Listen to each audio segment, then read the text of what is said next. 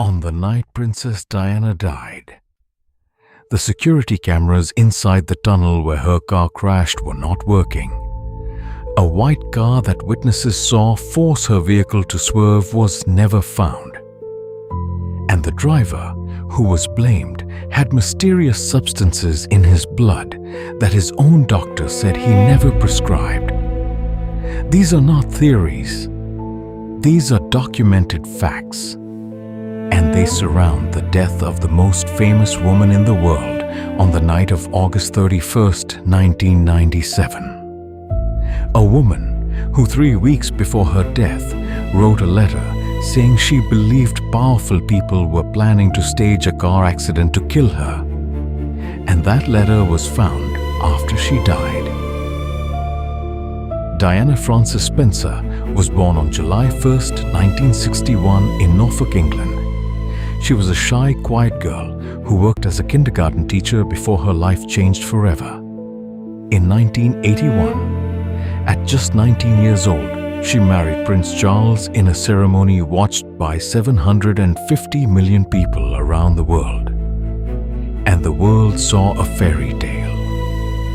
But Diana stood at that altar already knowing the fairy tale was broken. Because Charles had told her before the wedding that he was still in love with another woman, Camilla Parker Bowles, and Diana married him anyway. Because at 19 years old, she did not know what else to do. For 11 years, Diana lived inside the most powerful royal institution in the world, completely alone, developing bulimia, suffering depression, attempting to take her own life. And the palace responded not with help but with silence. And then, Diana did something the royal family has never forgiven a member for doing. She told the truth. In 1995, she gave a live television interview watched by 23 million people and said there were 3 people in her marriage, herself, Charles and Camilla. And she said she believed powerful forces wanted her gone. And 14 months after that interview, she was dead. And here is the detail that stops everyone cold. The British intelligence agency MI6 had been monitoring her phone calls for years. And to this day, the British government refuses to fully release its intelligence files on Princess Diana. On August 30th, 1997, the last full day of her life, Diana was in Paris with her boyfriend Dodi Fayed, son of Egyptian billionaire Mohammed Al Fayed. That evening, they had dinner at the Ritz Hotel in Paris, which was owned by Dodi's father. But outside the Ritz, between 20 and 30 paparazzi photographers had gathered. And the decision was made to leave through the back entrance.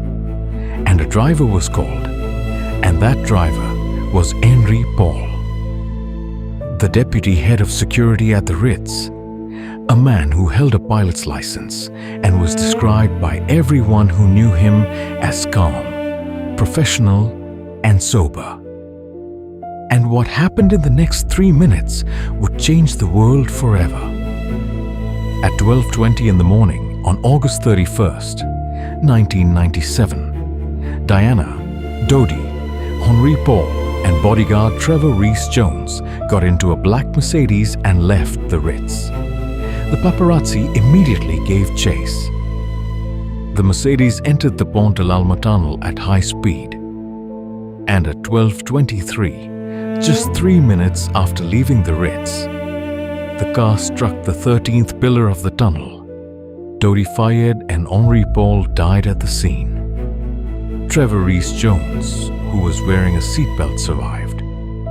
And Diana was alive, conscious, speaking, asking what had happened. But here is what the official investigation never fully explained. French emergency services treated Diana at the crash scene for 40 minutes before transporting her to hospital. A 6-kilometer journey that took another 40 minutes.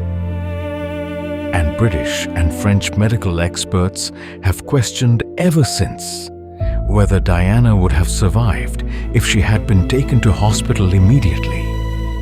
It is a question that has never been answered. And at 4 in the morning, Princess Diana was pronounced dead. She was 36 years old. The official investigation blamed Henri Paul. Drunk, driving too fast. Case closed, but here is what was never explained. The tunnel security cameras were switched off that night. The white Fiat Uno seen by multiple witnesses forcing the Mercedes to swerve was never found. Despite an international search, Henri Paul's blood samples that showed triple the legal alcohol limit were later questioned by independent forensic experts who raised serious concerns. Henri Paul's bank accounts in the months before the crash showed large unexplained deposits from unidentified sources. And Diana had told her lawyer Lord Mishcon in a documented meeting that she feared a car accident was being arranged. Her exact words were recorded and kept in a sealed envelope, opened only after her death. And Mohammed Al-Fayed spent 20 years and millions of pounds arguing that Diana and his son were murdered.